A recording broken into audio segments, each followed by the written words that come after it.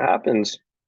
What's up, everybody? I'm fired up for today's expert speaker, the wonderful Kate DiLeo. Um, she is just an absolute branding genius. I've spent a lot of time working with her over the past few days, and not few days, a few weeks, and a lot of time. I think we're doing about 10 90-minute sessions together or something like that. So we've spent a lot of time talking about what is branding, what is go big to give big, what is the messaging, what is the marketing. And one of the things that really attracted me to her was it's basically a done for you service. So what Kate has done for me is she just says, okay, Randy, you're going to talk for 90 minutes. I'm going to take track of everything you have and put it into a playbook for you so that all your branding messaging is done for you, because I don't want to do that. It's a lot of work. And one thing that I came to realize through all of that is that Kate just has a innate skill to hear something and then figure out what the messaging and marketing is for how to basically create branding dollars for you.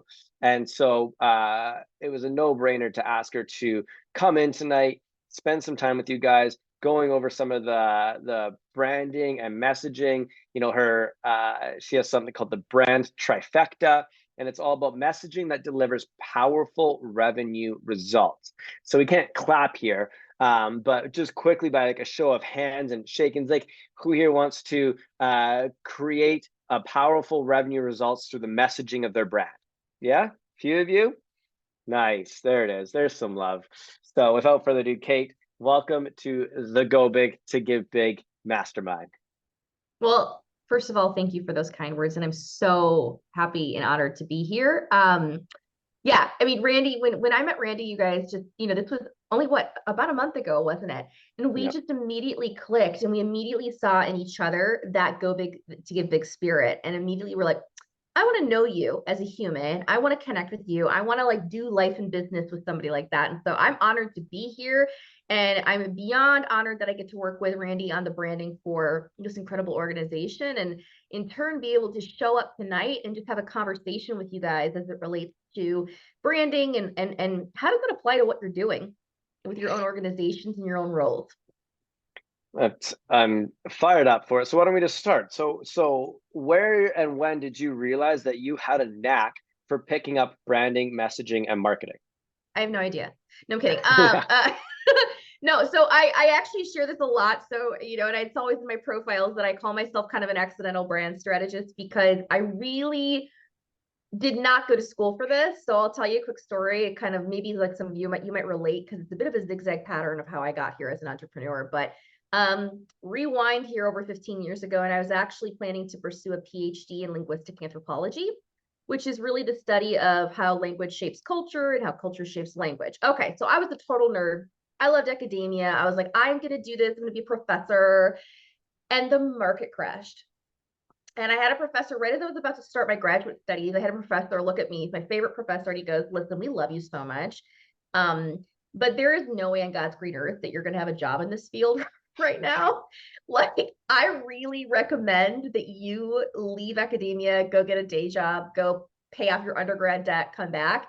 And so, you guys, like, I was living at home. My Italian father was like, yeah, you need to leave my house. You need to get a job. Bye-bye. Right. So I actually fell into branding as a pure byproduct of having to take the dumbest sales job ever. Randy, that's how I got started. Is I started off in sales, cold calling IT professionals to sell them $2,500 training classes, which is like, again, dumbest job you can take. And it was, long story short, through that process of having to learn how to cold call and having to figure out what do I say in that first 15 to 30 seconds to compel somebody to want to stay on this conversation, right? That I actually discovered a method that I've now spent over 10 years helping companies build. And at the time, I just didn't know what it was, but it was really getting down to the point of, Kale, you love cold calls. We should chat, my friend. God bless you. But here's the thing is it really came down to getting to the bottom line, Randy, of saying, how do I break through that noise of telling somebody this is what I do, this is how I can solve your problem, and this is how I'm different. And by really clarifying that message for somebody in that first 15 to 30 seconds, I was actually in that sales job able to break through the ice. And believe it or not, I was running a $1.2 million a year quota and was over 100%. Just Wow. do the math of how many classes you got to sell at 2,500 bucks a pop, right? So that was it. And then I got Jesus. recruited out. So they called me over and the guy's like, can you go write the scripting for the other sales team members? Can you then work on the branding and the messaging for the organization? And that snowballed. So actually I side hustled for 7 or 8 years before I took this business full time. I was just a side Wow. hustler. And now here I am. That's amazing. So what were some of those things? So what separated you? What were some of the language you were using? Yeah, Get into the brand trifecta that you've sure. created and the secret sauce. Yeah. Kate said she was gonna open up and there's no secrets tonight. So you're gonna get basically what I made a multi 5-figure investment into. You're all gonna get tonight in a quick 60-minute session. So what is the secret sauce? How do we all So make it work?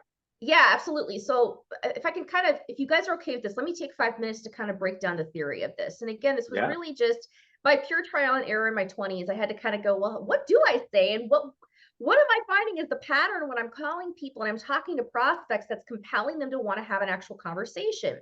So again, I had to do some trial and error, but there are 3 things in the world of branding and messaging, I call it the brand trifecta, that actually systematically in a particular order when they're delivered, compel that other person to want to take the next step, AKA a conversion moment, if you guys are familiar with that language, okay?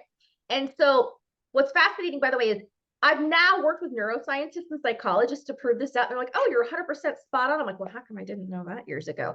All right, so it does work, but here's what it is. Write this down. If you need to have 3 things in your message in a particular order. Number 1, you have to have a tagline that addresses the question, what do you do? Then you need to follow it up by number 2, a value proposition statement, which expounds on that tagline and basically explains, here's how I solve your deepest heart pain. Followed by 3rd, and you cannot forget this 3rd part, by the way. Number 3 are a set of what we call differentiator statements. Some people call them like the 3 uniques, but it's really like the 1, 2, 3, maybe 4 big bullet points of how you're different and better than the competition. So it's tell me what you do, tell me how you solve my deepest heart pain, tell me how you're different. And based on brain science and psychology, this is the stuff that brings somebody to that conversion moment in a conversation, or even if they're on your website where they're going, okay, now that's interesting. I want to know more. Tell me how it works, what's included, what's the price, da, da, da, da, da, da, da. So when we think about our businesses tonight, the goal is as you walk away, how do you create that layered, very simple, but very provocative message that's naturally allowing that person to opt in and want to take that next step with you? That's so beautiful. So start walking us through what does that look like? Like and I mean that from a space of like, cool, that's high level. Here's the main 3 things. You can use Go Big to Give Big if you want. You can use your own brand. We can unmute some people and have them start sharing whatever you want to do the Yeah. best way to do this. But let's start breaking this down. So Should I when give we you an start, example? yeah, please A silly do. example? Let me give you the dumbest example ever as to why this works. Can I do that? And then I Please think it'll do. kind of click. Okay, so imagine Randy and I walk into the room and we're at some meeting. We're shaking hands. There's hundreds of people. We meet. Like, so nice to meet you. So nice to meet you. By the way, can you hear my Minnesota accent come out right now? Oh my God. Are you guys all, where is everybody from, by the way? Super quick. Are they It's all over like the States, Canada? Where it's are we? all over North Okay. America. All right, cool. So I'm in Minneapolis, Minnesota. So it's like Canada light. I'll take it as a compliment. All right. So imagine Randy and I walk into the room, we meet. What is the first thing that Randy's going to ask me realistically? What do you do? Like clockwork. Now, Papa Jack's from Colorado. Yes. Okay. Here's the thing. Usually we go one of 2 ways. If I responded to Randy and I'm just like, I do branding, I'm a marketer. Is that very compelling? No. It's like, not really. He's like, who cares? Boring. Totally.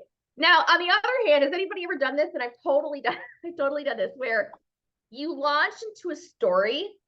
Like, let me tell you a story. And like 10 seconds, you're like, oh crap, I lost him. Like the eyes are glazing over and you can, yeah, AS is like, yep. Okay, all right. So we're told, by the way, that storytelling is what you're supposed to do. And I'm going to totally drop a bomb on you tonight and tell you that story does not belong in the first 30 seconds of any brand pitch. Story comes later. based on that simple fact. You never lead with a story. And if you do, without context, you've lost somebody. In the first 30 seconds, when somebody asks you what you do, you've got to deliver a tagline. So instead of me saying, oh, I do marketing, or I do branding, if I looked at Randy and I said, well, Randy, I help companies build brands that win more work. Tell me more. Now, you could love or hate that. By the way, based on Midwestern culture, whenever I deliver this, I had one lady was like, she's like, that is so rude and cocky. Like, how dare she, right? Because we're told like you can't like, you know, toot your own horn, as we say in Minnesota. Okay, but you guys have to hear me out. When there's a line between being pretentious and being provocative. And the line that we're trying to walk when we respond to somebody with what we do, if you can back it up with facts and you can say that from a place of humble confidence, it's about provocation because it compels that person to have this response. I tell Randy, and I go, oh, well, I help companies build brands that win more work. Now, if you've ever delivered your tagline in a response to what you do and somebody goes, really? You know, what do you mean by that? If you get like the head tilt thing and you get that kind of that body language, Papa Jack's like, yup, that's your kicker moment. You got him. You provoked him naturally to opt in to hear the second part. So I'm going to deliver my second part of my brand trifecta. So Randy's like, really, what do you mean by that? Okay, I'm kind of curious. So I go, oh, well, Randy, I really believe that business is a conversation and not a transaction. But the problem is most companies struggle to create brand conversations that actually convert. And so that's my job. My job is to come on in and help you nail that message so that ultimately your target audiences are going to buy from you versus the competition. That's what I mean when I say I can help companies build brands that win more work. Okay, if you go to my website, by the way, it's like way tighter and cleaner than that, but I've made it a conversation. All right. So Randy's like, if he's my ideal target audience, Randy's like, ooh, interesting, right? Okay, so I want to hit this home really clearly. So let's say I deliver the first two parts of my brand trifecta. You're going, okay, logically, can we be honest here? Most of us would assume at this point in the conversation that Randy's ready to hear about my amazing branding services, right? Like logically, wouldn't you think that? Yep. Incorrect, though. This is what blew my mind. This is what I stumbled upon from trial and error. Randy's not ready to hear it quite yet. He's like 10 seconds away, but why is that? Okay, so poor Randy's probably sitting there trying to make sense of what I just told him. He's like, who is this crazy lady who says that she can build brands that win more work and she can get my audiences to buy from me, right? So Randy's just trying to make sense of it all. And you know this moment happens in a conversation because he's going to ask a clarifying question. But do you guys know what the brain does in order to make sense of new information that it's taken in? Anybody know? It's interesting. I didn't know this, but it's kind of common sense now that I think about it. The brain makes a comparison between what you tell. Yes, Kelly, it tries to link it to something that you already know. Okay, so if you take in new data into your mind, the brain immediately is trying to compute and go, hold on, let me compartmentalize this information into some sort of category that I think I understand. And so Randy in this moment is actually going to compare me to my competition. And I want it to happen. And you know this moment happens when Randy looks at me and goes, so are you like a copywriter or like a, you know, like a brand strategist, you know, like, or like an agency? Papa Jack's kind of nodding. Like, have you guys ever had that clarifying question where they're trying to make sense of it, right? Okay, so this is so gorgeous because what Randy just did is he served me up beautifully. Like he just gave me a softball, okay?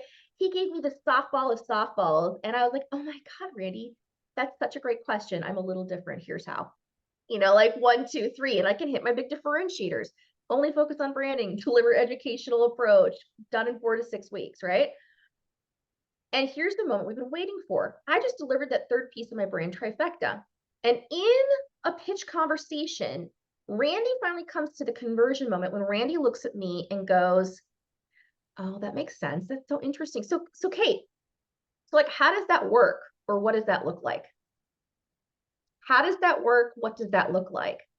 The how, what question. When somebody enters the how, what question, it is your signal, you guys, that literally they're going, tell me how you deliver on what you just told me. What's the price? What do I get? How much is included? How long does it take? Dot, dot, dot, dot, dot. Now, on a website, this is literally where somebody clicks to watch your explainer video or goes to your product or service page. Right. Next logical step. So why do I share all this? Because this is what the Brand Trifecta does in action. What we're doing is we're bringing somebody through 3 key points of your message down to that conversion moment, so that whether you deliver your pitch verbally or it's on the homepage of your website, you're allowing that person to progress and opt in to a brand conversation instead of you trying to push a complex or convoluted message up front. Making any sense? That's making so much sense. And I love that. And I love how oftentimes we're told in the sales process is that we're too scared and awkward to wait for the pause. Right. And that's, I think, kind of that's between steps 2 and 3 is like you deliver what you're saying, but you have to give them that second to process and ask, you know? Yes. Would that make sense? So this is spot on. And I think a lot of us, you know, it's interesting. So I remember when I took my sales job, and I used to be really scared at it because I never have wanted to be the slimy salesperson. I really struggled with that. I'm a people person, but that didn't mean that I wanted to be a closer per se, you know, in how they trained me to be it. And I was like, I don't like how that feels. What I know now as an entrepreneur is that you're always selling. Of course, you're selling your services. But what I recognize is that there's a way to do that with allowing that person to actually want to have the conversation. The right people are going to want to have a conversation with me and go down that brand trifecta path. I just have to hit the talking points. The wrong people for me are going to self-select out. And that's a gorgeous thing because I don't even want to try to convince them. Because one of the core principles about branding is that you're not in the business of convincing. You're in the business of converting. And so it's not your job as a leader or as a founder or as a business to try to convince everybody to purchase from you.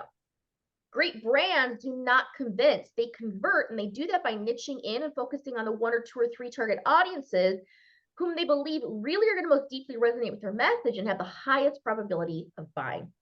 That's the secret sauce. That's amazing. We'll open it up for Q&A if you're cool, Kate. Yeah, we can just kind of work through this. Yeah. So Jack, if you got a question, man, unmute yourself and ask away.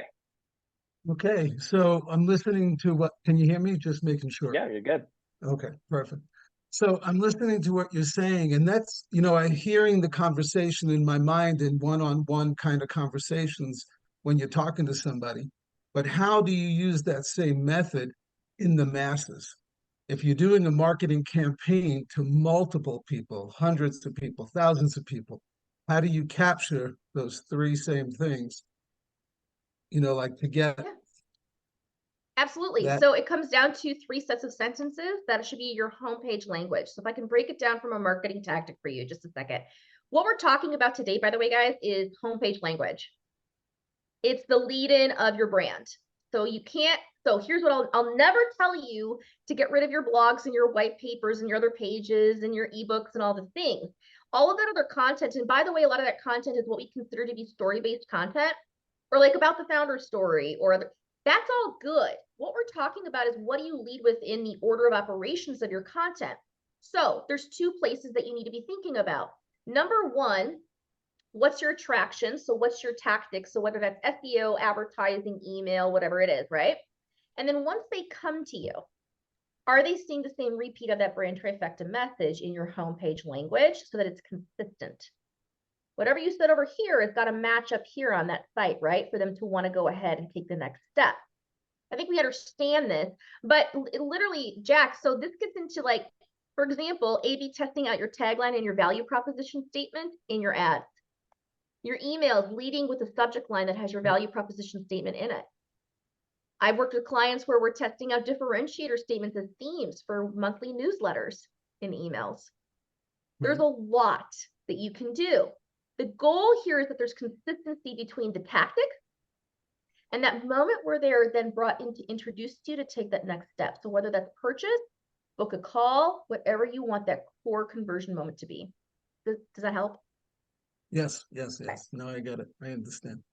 And that, thanks for asking it, Jack. That was exactly where I was going to drive this next thing. Is like, this is really cool to build in conversation. I think most people on this call are pretty confident in their ability to talk. But someone like me loses all that confidence when it comes to writing. When it comes to writing an email, when it comes to writing copy on my website, when it comes to writing all these places, I lose all my confidence in my ability to be a copywriter. And Yeah. so how do we reflect this onto the homepage and down? Do we still do the same 3 messaging and marketing? How does, I know it has to align to what we say to people through our messaging and marketing, but how would you break that out on somebody's website where it was like, what are the, like, is it just bold tagline at the top? Is it story mixed in the middle? Like, how would you break out an ideal website for somebody coming on to draw them in, to draw them down to a filter on a sign up on a page? Yeah, absolutely. So realistically, the number one rule of thumb is when you think about, do you guys know when I talk about the fold of your page on the website? So when I talk about website real estate for a second, because I used to build sites for a living, anything above the moment where you have to start to scroll, we consider above the fold. Okay, so that's your prime real estate.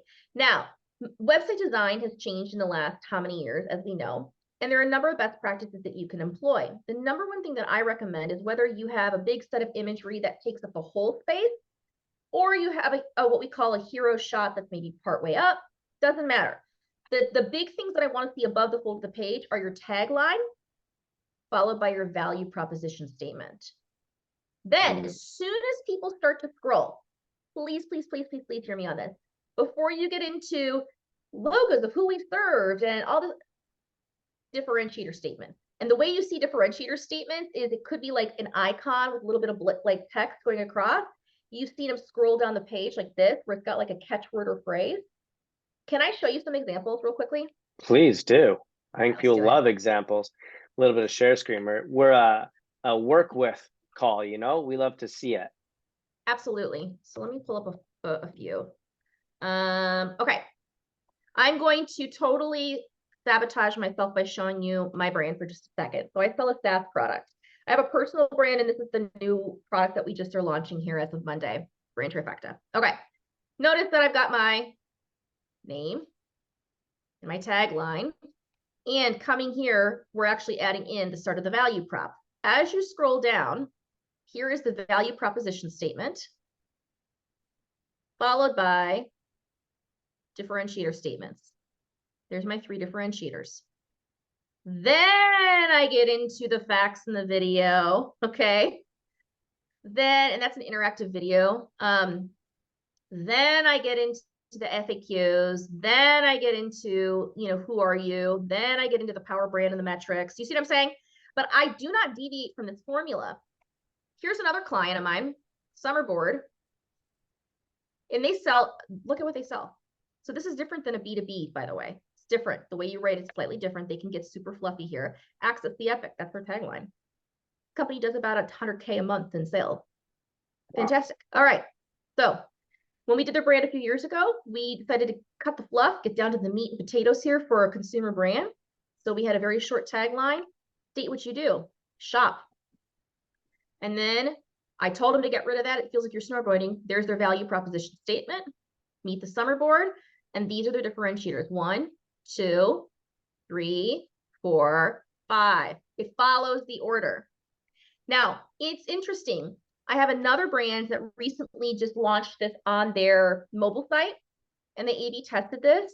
And within 1 week of changing this out and doing that on their homepage, because they're an e-com company, and e-com says you should never have a bunch of copy on your homepage, make them shop right away. And I said, just trust me, let's A/B test this. So they do this in the first half of their page on the mobile. Within 1 week, they had a 50% increase in conversions. And then I got a call about a month ago, and they had the 2 highest revenue days, 30 days post-launch. Back to back. That's some facts to back up the statement there. Do you know what's cool is this is what messaging can do, and it's not a ton of copy when you really think about it. There were no big paragraphs. If you have a question, so let's have you hop in here, and everybody come off mute as you need to. Go for it, Aziz. Thank you. So, and if I'm, maybe not at the right level here, let me know. But so tagline, value prop, and differentiator statements, right? Mm-hmm. What is the process to follow to come up with what the right language, vocabulary, what those statements should be in the first place? Ooh, yes. Okay. So And I talk about this in my book, and this is the process Randy's going through. But if you're kind of a DIYer and you're like, tell me what to do today. If I leave tonight, what can I do? So let me kind of walk you through what you could do tonight. Okay, there's a couple big tranches of work that you should be thinking about. The first bucket of work I want you to do is start by focusing on you. And there's an important exercise you can do that's around understanding your brand's tone of voice. How do you show up in the world?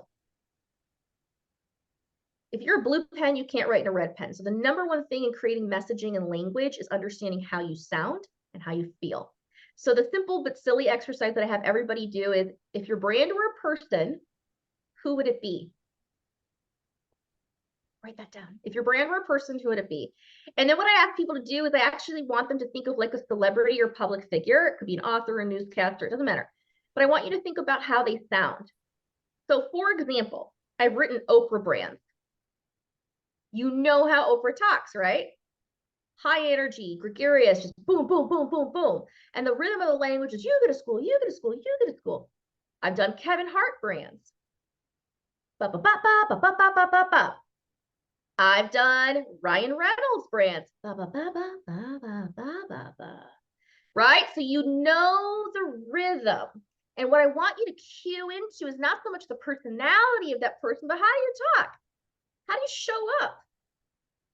What that's going to do is then impact word choice, sentence length. Am I using a colon or a semicolon? Does my sentence wrap on 2 lines, or can I tighten that to 5 words? So that's your first step. Second step is you got to know your target audiences. So what that means is deciding that you're only going to go for the few, first and foremost. All right. So the rule of thumb that I want you to think about is deciding on the 70%. So in marketing and in branding, we talk about this rule of 70-30 split. So what we're saying here is these like, okay, out of everybody that you could potentially serve, right? Everybody traditionally you've served, everybody you want to serve. Who are the 1 or 2 or 3 groups where the majority, the 70% of your revenue is going to come from? And you have to remember you have choice, by the way, because maybe not everybody you served previously is going to suit you now. You could be like, remember that terrible client I had? Okay, don't serve them anymore. You want to serve other people. Okay, so you got to decide that, and with a full recognition that you may have what we call outliers. People that love you, find you, know you, it's a referral, but are you actively messaging and marketing to them? No. So like in my world, I serve small business. I work with enterprise companies every year. Do I actively market to them? No way. They come through somebody else. So I message to who I really want to talk to. So that's the second piece. Now, the third piece you've got to do is uncover the bottom line heart pain. This is your final piece before you write your brand, okay?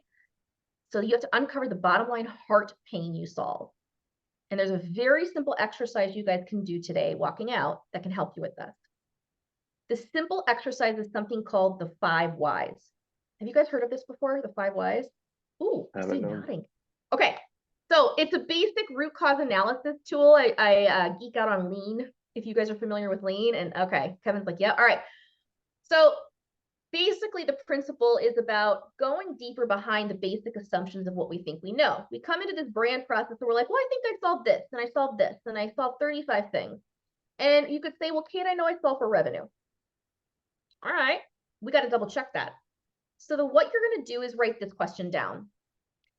At the end of the day, when it comes to the products or services I deliver, what's the bottom line need that this target audience has from me?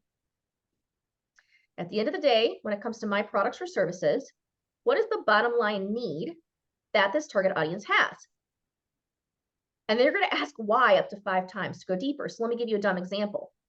So for me, for my services, I would say, oh, well, they clearly need somebody to help them improve their brand message. Right? That's what they're paying for. Why? Well, because they need to attract and acquire more customers. Why? Because they need to close deals and gain revenue. Now, most of us would assume that that's the end of it, right? Why? Push. By the time you get to your third why, I'm going to challenge you to push for a second. So I learned partway through, even though a lot of my messaging talks to revenue, that there was something deeper going on with who I serve. And what I realized is it had more to do with the individual I was serving more than I ever knew. About 10 years ago, I was on a call with a guy named Dan, founder, multi-time founder, had successful exits, and had some failures. And I'm on this call, and I'm like, well, why are you on this call? And he's like, well, I want to solve for revenue. I know I need to get my message in order if I want to get more customers. And I could tell he's like struggling with it. Like, I finally looked at him and I sounded like the biggest idiot ever, but I was like, well, why do you care so much about revenue? I mean, he literally looked at me like I was stupid, right? But then he sat back in his chair and he kind of like leans forward and he kind of starts to tear up. And I was like, oh, Jesus, what did I, what did I do? This guy's going to fire me. But this was fascinating. So he looks at me and he goes, nobody's ever asked me that. He's like, I'm 52 years old. I've had multiple businesses. I've had successful businesses and I've had a number of failures. And this is my baby. This is the one I've been wanting to do for 20 plus years, and failure is not an option. So revenue has to happen. What I realized is that for the audience that I serve, revenue equals success equals personal purpose. All linked with purpose-driven founders that I serve. So why am I telling you this? Because the nature of what we do is we can say, well, I solved for this and I improved the bottom line, but I want to push you to go deeper, because then when you don't write your message, you're hitting on something else. And it creates that, oh my God, you get me moment. That's the secret sauce when you then write your brand trifecta. So all of that you're going to do, then you can write your 1, 2, 3. That is so good, Kate. And I can share, guys, this is a process that I'm going through right now that is so challenging.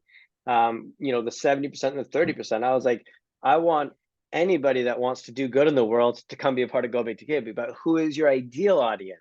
And I'm like, oh, well, I kind of really like entrepreneurs, but I don't want to just exclude myself because, I don't know if Satch is still on the call, but Satch just ran 22 marathons in 22 days, raising a ton of money for charity. And I'm like, I want him to come in, but if I say I'm for entrepreneurs only, I might lose him.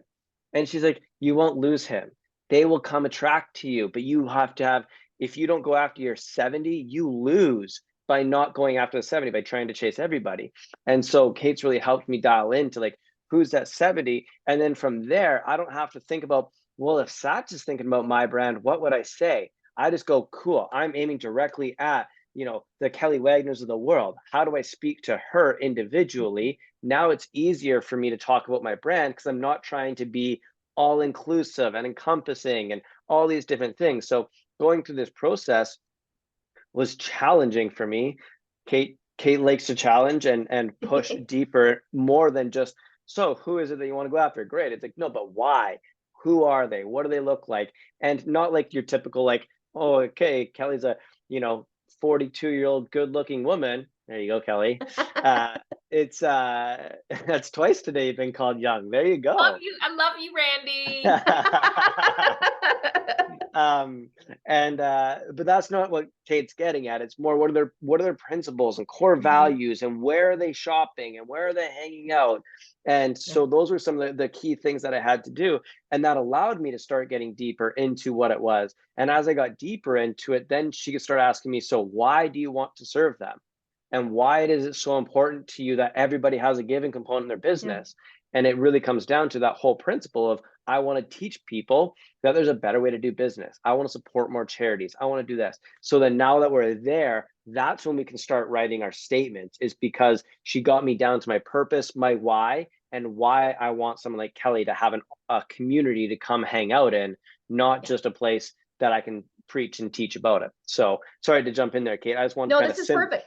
Simplify that and break it down of what I've experienced by working through your process. Well, I appreciate that. And what's so silly is Randy was giggling because I was like, okay, we're going to make a list of like 30 things that you think is your ideal prospect. He's like, I can't come up with 30 things. I'm like, watch. It's all going to be like 40, by the way. So it's great because what we did is we documented psychographics, not just demographics. I encourage you to get a piece of paper and write this list. If you could paint a picture of utopia, your ideal client or customer, how would you actually describe them? And so they may say, oh, well, the revenue size is this, they have X number of employees, or they're this sector. Okay, great. So you can document those things, no problem. Okay. And it might even be like, oh, it's X leader in an organization. I sell to a CTO versus a CMO. All right, cool. Push now. Think about your worst client and then think about your best client. So I was like, who do you never want to work with again? He's like, oh, that person. I was like, no, Randy didn't say that. But I've had clients tell me that before, where they're like, this person was terrible. And I was like, reverse engineer that then. So if they nickel and dime you, this is somebody that has an investment mindset, therefore, and is willing to pay a price. They're used to bringing an outside consultant. They give you a level of autonomy. Are they coachable? Are they communicative? Do they show up on time? Do they deliver on their promise? Do they have a strong network? Are they like a walking Rolodex? Do they refer you to others? The list could go on and on and on. What you're doing is starting to create a picture of yourself of what ideal looks like, so that when you walk into that room of 100 C-suite leaders, you can spot the 10 or 20 or 30 whose business cards you need to get, who are most aligned with you and who actually are at a point of readiness to buy. Why is that critical? Because then when Randy shares his brand pitch, he's no longer convincing, he's converting. He's just hitting on what he's excited about. And the right people, then only 30 of the room need to hear it and love it and know it. What's the difference though in your business between trying to convince 100 to closing 10 or 20 or 30 in a faster time frame? What does that do to your sales cycle? How does that impact your energy and your time management? How does that impact your bottom line? All of this actually spins into when you decide that you're going to build a target audience, right? It impacts the message, but it also impacts productization, what you offer, and how you offer it. Because you start to realize, I don't have to offer 15 things. Hang on a second. If I just defined ideal, if I do a really good job offering 1 or 2 things that give me a better margin that I love to do, whoa, there's a sweet spot. That's what branding does for you. And Randy, we even talked about that, you and I. Yeah, we talked a lot about that, and I just want to share with you guys. I just opened up this branding package that Kate's giving me. This is like the true secret sauce, guys. This is what Kate is building for me. But here's 45 things that we just talked about for my ideal audience, and none of them has to do with their hair color or where they live. It has to do with a lot of like, are they looking for something new and exciting that will reinvigorate their business? You know, are they craving a community? Do they have an outcome? Are they good humans and humble? Like all these, like we went on for literally a while. You know, do they see value in networking and hanging out by giving? So we went through a ton of different stuff. This is how deep and granular you need to get, and why I think so many people miss it is because you're so surface level about what it is that they want. But when we start talking about their core values of who they are, right? And as far as, you know, do they have a big team or a small team? Of course, I want to work with people that have big teams and all this kind of stuff. Of course, I'll work with someone if they have less than $1 million in revenue. But these are my ideals that allow me to get pretty granular on what I wanted. So I just wanted to show you guys, like, this is the principle of breaking it down and actually going through it and finding your target audience. It's not glamorous. It's not sexy. It's literally just writing down, you know, has a reputation for doing what is right. Mm-hmm. Like, those are just core principles of what I believe in. So that's some things there. So I also wanted to take a few minutes now, Kate. Obviously, we're here for Go Big, but we're also here for Give Big. Yeah. And you love giving back as part of your brand. And yeah, something that you do is you donate 10% of the top line revenue off of your company, and you donate it to, I believe it's called Children's Cup. Yes. So tell us about that and why you're so excited about it, and what it means to you, and the impact that it has on your business as you continue to scale and make donations, and why you're so excited. So like, guys, I love this. Look at this. I mentioned one thing. Tell us about Children's Cup and your 10%, and look how much your face lit up in glue. This is why it's so fun and why it's so important that when you have a giving component, when you tie this into some branding and messaging and marketing that Kate just talked about, that's what I sell with Go Big to Give, because like, start sharing your story inside of your sales process around wanting to give back and how it attaches. And now people relate to you and they understand you, and it gives them a whole thing. So there you go. Okay, I set it up for you. So I love this. So first of all, when I took this business full time almost 5 years ago, I had just gone through a really bad divorce. I was in a bad situation. I had to get out. And at the time, I'll share this personally, I lost everything. I basically paid him off, and I said, I'll just take the money, take the properties, I want out. So I had no money to my name, and I took on almost $130,000 in debt as a single mom. And I left a high-paying 6-figure job to build this business because I knew I was called to do this. I didn't necessarily have cash to give, but I made a decision that I was going to start to give my time. And so I decided that every quarter I would take on at least 2 to 3 pro bono projects. And I was going to help somebody that needed their brand done because there was something inside of them. I was like, if I can be a part of helping them step into their purpose, I'm going to do it. And I just made that commitment. As the revenue grew, you know, it's funny. It's amazing how you attract things in your life, because that first year I'm just going to share numbers. That first year I barely made 60K.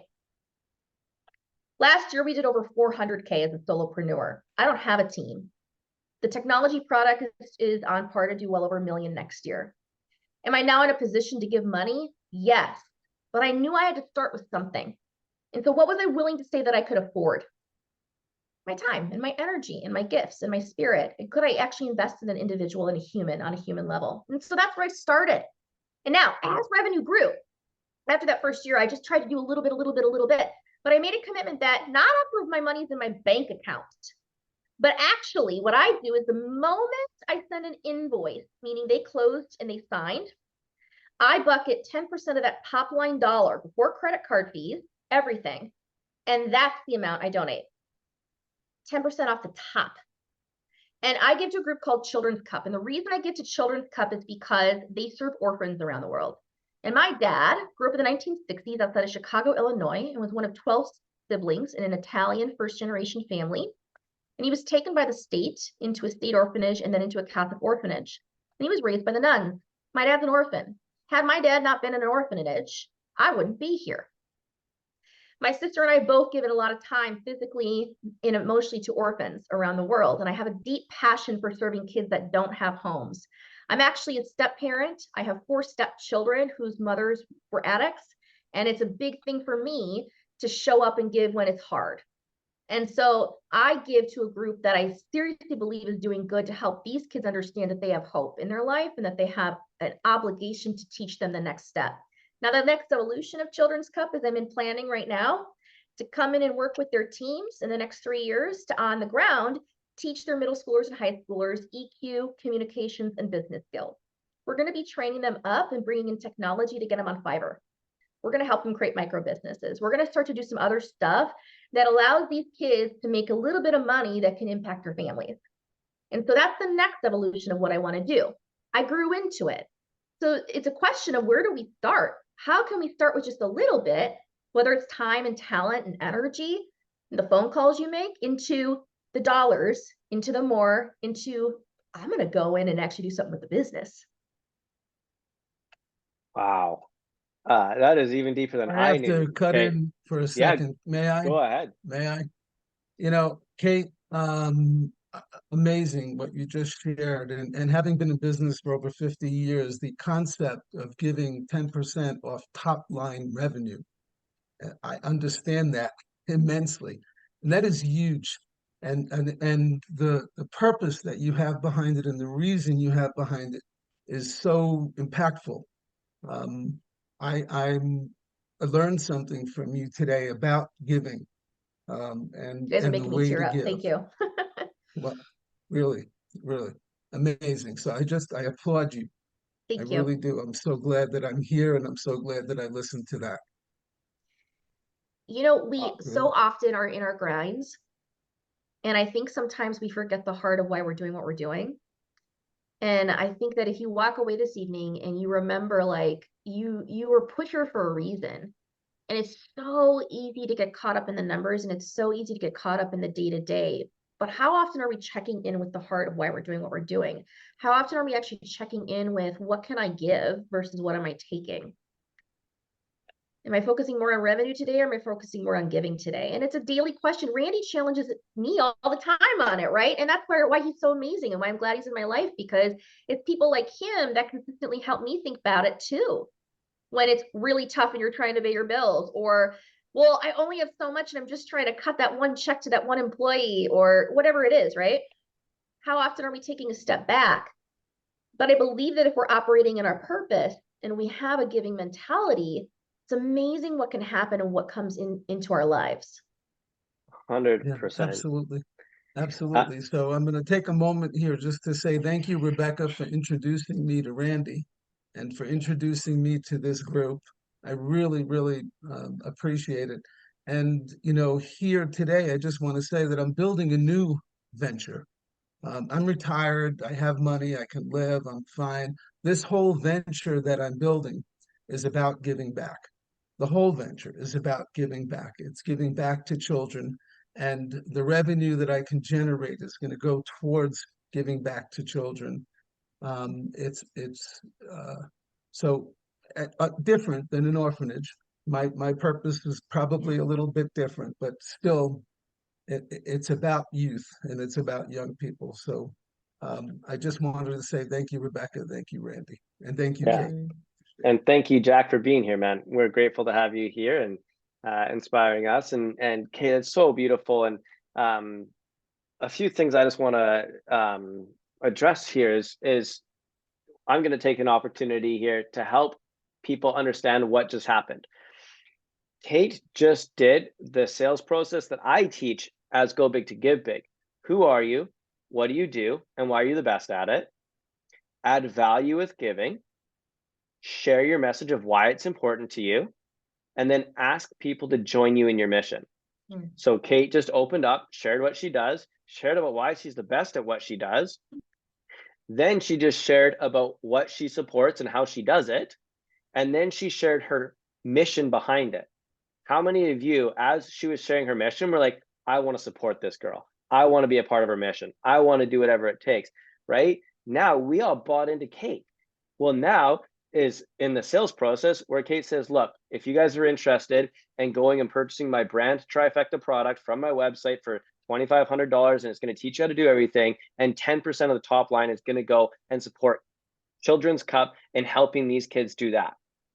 I'm like, I'm in. What more does it take? And that was part of the reason. And just so you guys know, my investment into Kate was not a small investment. I paid for the full deluxe top line package. And I ran it by my coach and said, do you think I should make this investment? Like, this is a big chunk for a startup company. And the number one question my coach asked was, well, does she give back? And as soon as he said yes, it was as soon as I said yes, he says, well, why wouldn't you? And that's the instant decision that we make, and why we feel this attraction to people like Kate, where it's like, hey, I love what you do and I love who you are. I want to work with you. And that was how I made that instant decision. So I want to take this moment to just teach everybody on this call what Kate did in this scenario is exactly why we need to start leading with purpose. And for you as well, Kate, it's like, here's who I am. Here's why I'm the best at what I do. But this is also what makes me separate, is that I love giving back, but here's why. And then all of a sudden you see Kate cry and the chat blow up. Like, there's no coincidence that you can teach your service and people got you're the best. But as soon as you opened up, everything that just came in, love this, hearts, teaches fish how to fish and give them to fish. Super mom, love your story, amazing. You're an inspiration. I love that. Like, all these people all of a sudden connected on a different level. Yeah. And then now you can invite them to, hey, so if you're interested in getting some of the best branding and making your messaging powerful and create revenue results, know that you're also helping Children's Cup along the way. Yeah. And I just think that's so beautiful what you just shared, Kate, because you just set it up in where it was. So I just love that. So thank you for sharing, and thank you for sharing your passion. It's so apparent. Thank you for letting me share, you guys. I mean, it's, first of all, of course, I geek out on the branding stuff. I've been doing this over a decade of my life. I'm getting old. I thought I was 40. I'm turning like 38 in 2 weeks. And I have 4 kids. So like, I feel like I'm 50 half the time because like everything hurts and I'm dying. But like, I thought I was 40, Randy. Like, I'm old, I'm tired. But you know what? I love this stuff. And you know what excites me is now that the older we get, the more we have an opportunity to bless others. And I think that's what's so important about it. And that's why I was attracted to Randy. I turned around to Randy and said, okay, great. So you're going to help me next. So you're hiring me for the brand thing. So great. So I'm going to turn around and hire you. It's going to be fantastic. And how do we get this going? So that's how it works when you get in the room with people like yourselves. You guys are all probably networking already too, to think about, how do we work together? How do we support each other? How do we make introductions for each other? How do we put right people in touch with the right people? That's when the magic happens. And so I'm just excited to be here. And we're grateful to have you. So I want to open this up for, we got 6-7 minutes left here. If anyone has a question that they want to chat with Kate around branding, messaging, marketing, what she taught tonight, where she's at, if you want to share something, again, that's something I've learned to say. It's like, you don't even have to have a a question. You can just share what impacted you, because that can impact other people. Click the raise your hand button at the bottom where it says reactions. You can click raise hand. In the meantime, take 1 or 2 minutes and just share about what you're creating with the Brand Trifecta that's getting launched here in the AI, not the AI, the SaaS product that you're launching quickly. Yeah, sure. And actually, I just dropped my personal email into the chat. I actually would love it if you guys could connect. I would love, if you're up for it, I'd love to network with each one of you and just get to know you and just see how we can support each other. So that's the first thing. Please, please, please email me, add me on LinkedIn if you're up for connecting. But yeah, you can check out my consulting site, because I do speak and I teach around the country on this. It's katedileo.com. And then the Brand Trifecta actually officially launches on Monday. And what I did is I took this whole consulting process, as Brandy said, the big ticket process, and I actually boiled it into a 2-part SaaS program that's interactive that you can do on your own. And it walks you through the entire Brand Trifecta model at a much lower price point. So depending on whether you need somebody like myself in the room to wordsmith the heck out of this with you and have you just, as Randy said, I just want you to talk and then I'll just do it all with you, versus I'm willing to go through the process of kind of iterating and building it, you know, in 4 to 6 weeks on my own. Those are 2 great ways. And if you really want to DIY it, I got a book. It's on Amazon, $14. Have fun. It's 100 pages. That's all you need. But I would love to connect with each of you if you're open to it. You guys are a really cool group of people. And so please email me. I would love to get on some calls. Cool. Does Kevin you have a quick question, Kevin? Yeah, let's open it up for Kevin. I think it's fairly quick. I'm a founder of a charity, so I would assume this methodology works the exact same for charities versus for profit. Yeah. And so just a question on that. So if you, obviously in a charity, you have the donors and the people supporting the organization, you have the people you're serving and taking care of.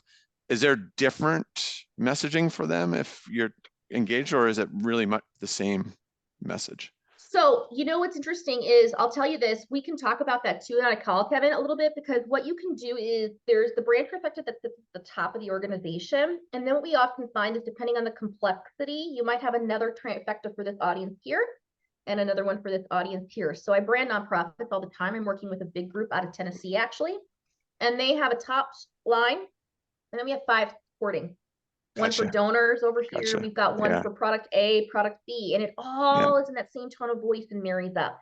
So you can, and I talk about that in my book too, you can build what we call layered architecture so that it all works together. And you're not also trying to feel like you have to shove everybody under one tiny little umbrella. Perfect. Yeah. Awesome. Thank you for that. Good question. Great question, Kevin. And that is something that Kate and I are working on a little bit inside my brand. Is go big to give big is a lot of things. And so we almost have to create a different brand trifecta around the consulting clients, around the community members, and then around Randy Molland as an individual speaking on it, but then also as go big to give big as a whole, because the concept and principle is go big to give big. But that doesn't speak, again, it's like if I speak about go big to give big, I can't directly relate it to consulting or the membership or stuff. It's a concept. And then it's like, oh, well, then I have to make sure that my consulting is specific to the people that want the consulting. And the membership is to the specific people that want the membership, things like that. So let's just be aware of that, guys, that this isn't like a one thing covers all concepts. So for you too, Aziz, is like, what is the, you know, the meshing of marketing and how do you start getting to it? You might end up building 2 or 3 different brand trifectas underneath your brand to make sure that it works that way. So I think was I right about that, Kate, and explaining that? Yeah. And that way, you know, that you're able to directly speak to what each audience wants. Like in a SaaS company, I had a SaaS company, and the CMO cared about, you know, results, and the COO cared about, you know, this, and the CFO cared about risk. And so we had a top level that brought everybody in through the top. And then legitimately on the website, we said, are you a marketer or a sales leader or this? And it went to a supporting page that then spoke to what they care about. I've also had it where you have a top level, and then you have product A page that has a brand trifecta, product B page. There's a number of ways to break this out so that you guys are able to still use the same method and then do it based on that bottom line heart pain for each audience. Speak to the common theme at the top and then get into the weeds, each group. That's what's going to get them to feel like, oh my gosh, you get me? You've addressed all these questions. That's amazing. Well, thank you, Kate. As you know and heard earlier, we cannot clap on this call, but what we can do is show some hands for some love here. So guys, let's give some, oh, Rebecca's giving you the round of applause. Look at that. That's next level. And just want to thank you so much for coming in tonight, guys. I think Jen's on this call. I'll make sure she sends out an email with all of Kate's websites and stuff like that, so you can reach out to her and chat with her more personally. You can find her on LinkedIn as a really good place to do it and get a little bit deeper. It's hard to do a full, deep dive into branding in 45 minutes. So I think you did a great job, Kate, of kind of breaking down the main concepts and principles. And guys, this is something you're interested in, reach out to Kate. She can support you and help you. And I was so grateful that you opened up and shared about your giving stuff, Kate. It's just that really, really circled back everything I was trying to encompass in this call. So thank you. Well, thank you for coming on and sharing everything you had. I'm really blessed and I'm excited to get to know each of you guys. And as I always say, like, if there's anything I can be doing to support you, please let me know. And please reach out to me personally. Any friend of Randy's is somebody that I genuinely would like to know. So we'll make sure we connect soon then. All right. Amazing, everyone. Well, thank you guys so much. Ending right on time as always. And just a quick announcement to everybody here. Our next call is going to be October 5th, Thursday, October 5th. You all should have got an email with all the different dates of the calls, but October 5th at 8 a.m. Pacific, 8, 9, 10, 11 Eastern is going to be our next call. That'll be a community call. So I look forward to seeing you all then. Thank you again, Kate, and everyone have a great night, and we'll chat with you later. Thank you, Kate, and happy wedding, Randy. Thank you. Thanks, guys. Appreciate it. Yes, enjoy your weekend. See you guys later. Bye.